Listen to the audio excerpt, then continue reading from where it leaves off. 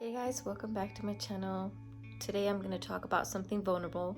It is definitely not my favorite thing to do. I hate being vulnerable, especially to an audience, but God has been putting it in my heart and I have to be obedient to his requests. So here I am. This purpose is intended specifically for that girl that has been wounded emotionally, physically, mentally, for a girl or a boy, because it can just really happen to anybody. And this video, the purpose for this video is just to bring light, love, encouragement, and hope. So I will not share any details, but I will share a little bit of my background. My parents met in LA. They were immigrants and they found love there. Had 6 kids. I'm the third of 6, and they both unfortunately weren't taught to resolve conflict, and they had struggles, and they separated, and that led to a divorce eventually. But during the time of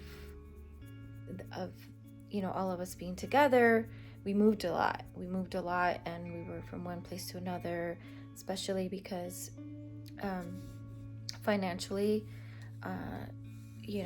my parents struggled a lot, and so they did their best, and they raised us the best they could, and I don't judge them for that. So during those times of moving and stuff, we actually grew up around a lot of cousins and uncles and things like that, and so we were always around a lot of people. And so the sexual abuse began when I was a young girl, and it happened with a family member, and happened quite often, and I do remember everything so vividly. But it definitely changed me. It changed so much in me as a young girl. It robbed my whole innocence from just a moment, a blink of an eye, and so once we moved out of that area, I did talk to somehow a caseworker got involved, and I do remember talking to her about it and expressing to her, because she asked me some questions. I remember her being in a very professional attire with a briefcase, and she pulled out some questions and pictures and asked me, like, hey, have you ever been touched or whatever? Or I started to express. I felt like such a relief telling her, and I was like, oh my God, I want to live with this girl. And just when I gave her that information, she was just like closed her binder and stuff, and she walked out. And obviously she talked to my parents and stuff, and just right before I had help, like, we moved somewhere else, and it was just like, man, like, I kind of questioned, like, that was like my safe haven. I felt like I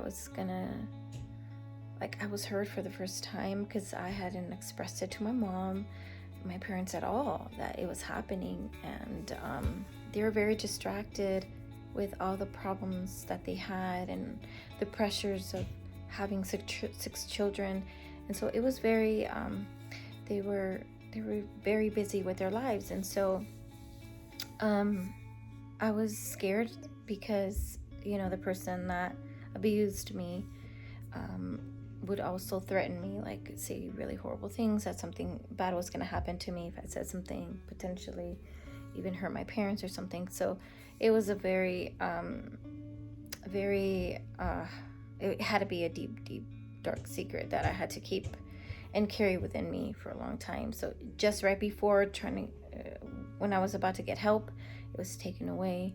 And I questioned my parents, but I was like, my parents were supposed to be my heroes. Like what happened? But I think in their way of being heroes is just removing ourselves from the environment we were living in. And so they didn't understand the emotional or trauma that I caused. And so that's how they resolved that conflict. And so I grew up, I became a teenager, and my parents were together, and then they split again. And so they were in so much pain, and honestly, they were broken. So one parent went one way and the other parent went another, and I was 15, and they said, well, basically just abandonment, and I had to figure it out on my own, and I had to, find out where I was gonna live, and my older sisters as well. And I was still in high school, and I had to find a job, and so fast forward, the Lord is so kind, and He's so precious, and He orchestrates everything just perfectly, and we don't understand, right? Sometimes we don't see God moving in the little details. And so God just really brought me into this church, a very small church, and I felt like that's where God kept me safe, because I was surrounded by good people, and people that loved, that cared for us, and that would check in on us and everything. And I felt any man figure, brother, you could say, from church, I would just be like, man, like, this is my dad. Or even my old previous pastor saw me as a granddaughter, and I really appreciated that. And it was like a comfort for me. And even though it was very strict and it was legalistic church, but it kept me safe. And so grew up, that's where I met my husband. And before I met my husband, before we even were dating and stuff, I was actually in the verge of getting trafficked, and I was so scared, because there was a person where I used to work that would work in that, and so I would hear the comments. I even reported it, and he eventually stopped working there, but it kept going on, and like the harassment, and I just knew it was coming. I knew, like, dude, one of these days I'm gonna get abducted and nobody's ever gonna see me. And I would always take the buses, and I'm like, but God just protected me. And I met my husband at a very young age, because I wanted love so bad, and I got married so young, and we got married very young. I was 20. I was 21, and he was 20. And I remember during that time, before I started dating my husband, I would just seek love. I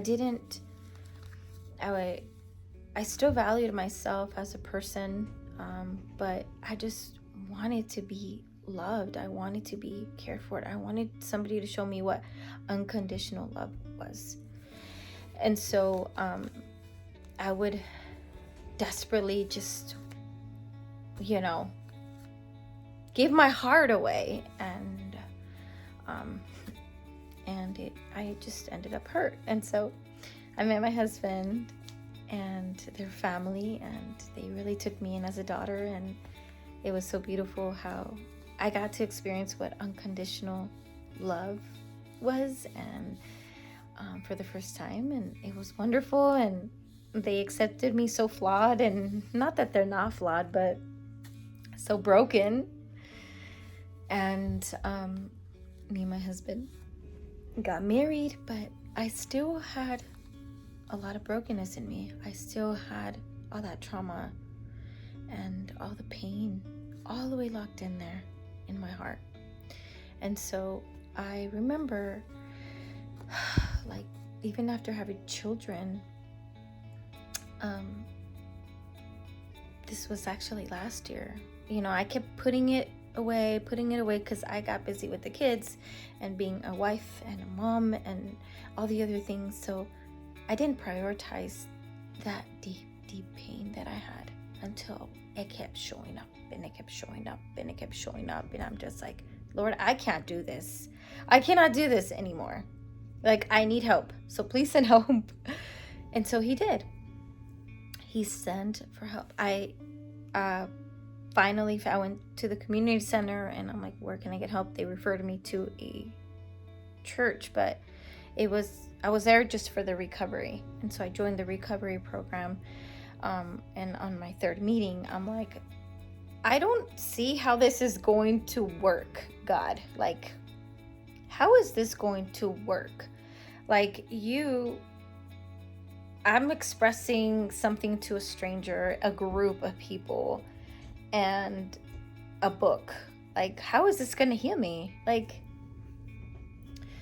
I didn't see, I was just so blind, right? I was just like, no, like, I feel like I needed individual therapy, but at least in my town, I was having a really hard time trying to find a good therapist that I could work with and work through the trauma, and all the little things that I was struggling with. And so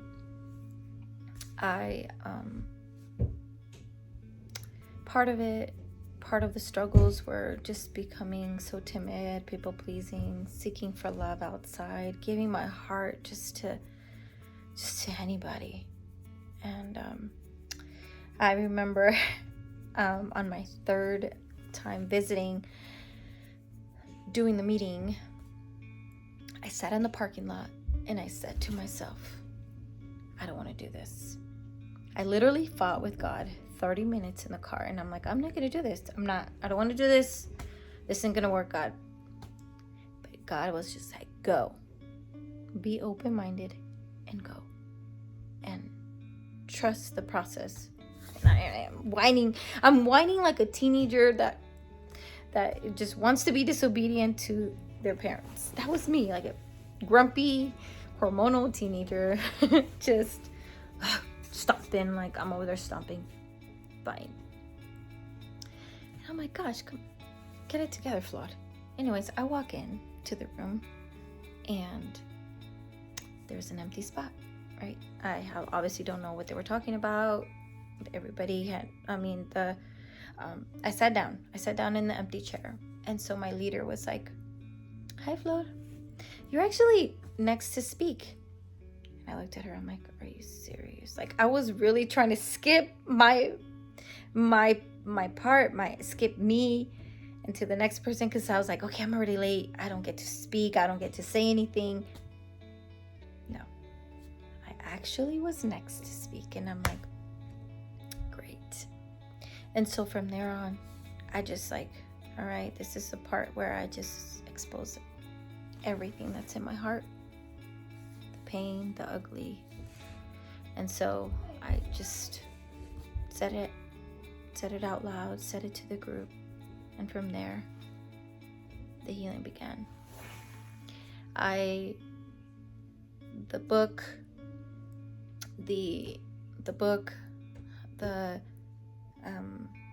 God in me, in my honesty.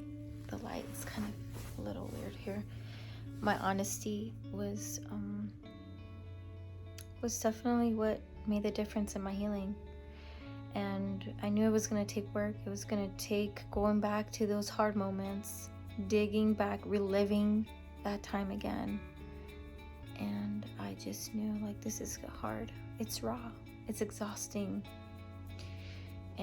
But it led to healing. You know, I really got to see in my book everything I wrote. And God was just like, baby girl, I had been there with you, because I was talking to God and I'm like, God, why did you leave me? Why did I grow up in this broken home? Well, why do I want to be loved and accepted so bad? Like, why? I just want to feel like I'm important to somebody. Like, and so I don't want to get emotional, but it is what it is because I'm speaking from my heart. And God was just so wonderful. He just showed me like a time lapse. I've said this before in a video, and he was just like, girl, baby girl, I've been with you the whole time. I grieved with you when you grieved. And all those horrible things that happened, I'm sorry. Evil does exist. Troubles are gonna happen. And like, I accepted it. And I said, I no longer want to be a victim of this. I'm a survivor. And I just felt God, like, goodness. Like, he's been good and faithful all this time. And yesterday, the funny thing is, about a month ago, when a mom that I know from my kids' school, co-op, she had invited me to this event, a woman event, a tea woman event that I went to. She's like, oh, you know, and I just need people helping with decorating the tables. You want help? I said, okay. And I volunteered to decorate. The next thing I know, she said she looked at my my Facebook, and I honestly left social media. I don't post on social media. I'll check in there sometimes to sometimes I get messages, or I like to watch the reels to learn something or get a good laugh. And she said she looked at my Facebook page and she saw that I sang. And I'm like, girl, that was posted like 12 years ago. I haven't sang. I used to sing at church, and I haven't sang in like 12 years in front of anybody. It's been a long time. And so she's like, that God told her, ask her to sing for the service, for the event. And so she's like, gosh, God told me to tell you to just sing 2 songs for the event. And I'm like, okay, you've been lurking in my page. And I didn't want to say that I sang. I mean, I'm not that great. I mean, I could hold a note and sing, you know, don't sound so bad. But I'm like, oh, okay, well, all right, God. Anyways, I started picking some songs. And I'm like, what about this, Broken Vessels? And she's like, no, why don't you do Goodness of God? And I'm like, oh, that's my song. That's the song. When I was done with my recovery class, that was the song that just showered me with comfort. Goodness of God. All my life you have been faithful. All my life you have been so good. And I practiced it. So the day event yesterday, it was my turn to sing. And I'm like, okay. And God was just like, girl, I need you to tell your testimony. And so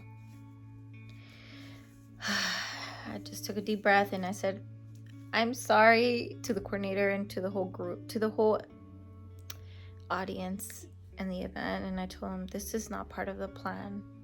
This was not part of like the program to say a testimony, but just God wants me to tell you.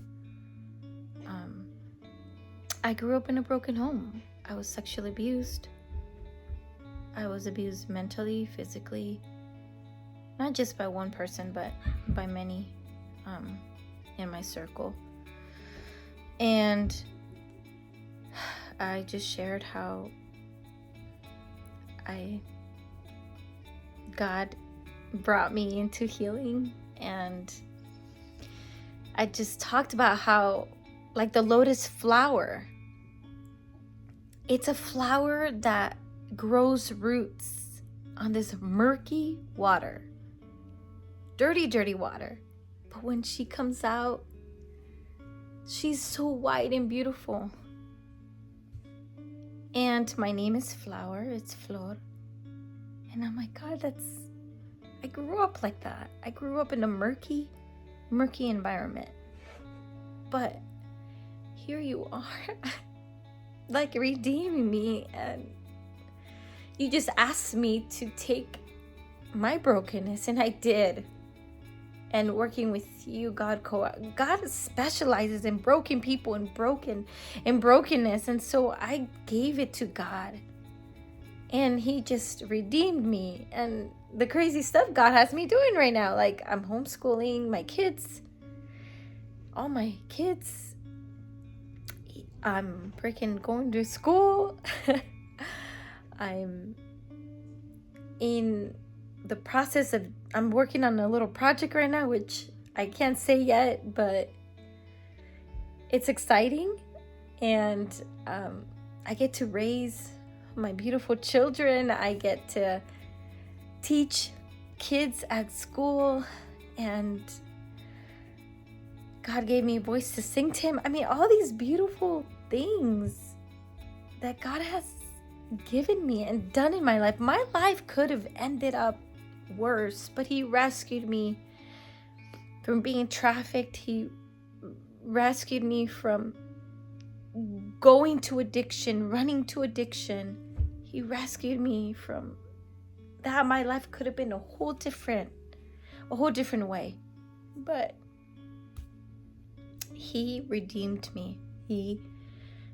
He loves me. He loves you, and He has great plans. And this is my story.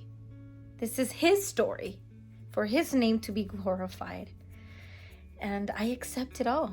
I accept the good and the bad, and I understand that we all go through hard things and we don't get it, but it's all for a greater purpose. And I struggle a lot, but I'm struggling because I'm breaking generational curses. And people are like, you're always struggling. Yes, I'm paying the price so that way my kids don't have to deal with that. And so this is my part of my story. God has redeemed me from so much, and I am just so grateful I am here today. It is a true blessing, and I'm so excited what God is going to do next, and what He's still doing, and what He's doing every day, or the next couple weeks, the next couple months. And so I just know that there's hope. There's hope. Run to God and ask Him to take that away from you. You don't have to live like that. You really don't. There is hope. It took me a year to withdraw so much. But man, if I wouldn't have listened to God, I would have missed out on so much. So to God be the glory. And I actually have something, I just remembered, I have something very special for you. If you have been sexually abused of any kind, sexually, mentally, physically, emotionally, I have a special gift for you. I made some bags, and inside the bags I'm going to put something special. So I'm very limited. I have about 13 bags that I have. And please, if you want one, I would love to send it to you. Just write your email in the chat, in the comment section, and it would be my pleasure to send you a gift of hope, and a gift of love, and a gift of light. So thank you for listening, and for this was not easy to express, but I just can't stay quiet. Okay guys, well, please, if you are interested in the gift, again, leave your email on the comment below, And I look forward to my talking to you and getting to know you. And you need prayer, also leave a message and I would love to pray for you. Well, that's it, guys. I have to end this. And I love you guys, and I am excited to keep making videos. Subscribe, please share this with somebody that needs the hope and that is feeling lonely and is struggling. All right, well, sending you lots of love, and I'll see you guys soon.